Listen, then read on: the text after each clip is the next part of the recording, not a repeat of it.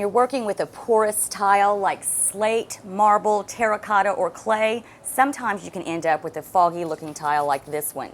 That's because it's so porous that it grabs a hold of the grout and then you get this dull look. So here's a quick tip for you. Before you install the tile, pre-seal it. You can get this pre-sealer at your local hardware store or home center, and a jug about this size will cost you about $20. Apply it with a sponge, and you don't need to go all the way around the edges, just right up to the side. Now after it's dried, add a second coat. After years of wear and tear, your tile is going to end up looking just as good as it did when you first installed it.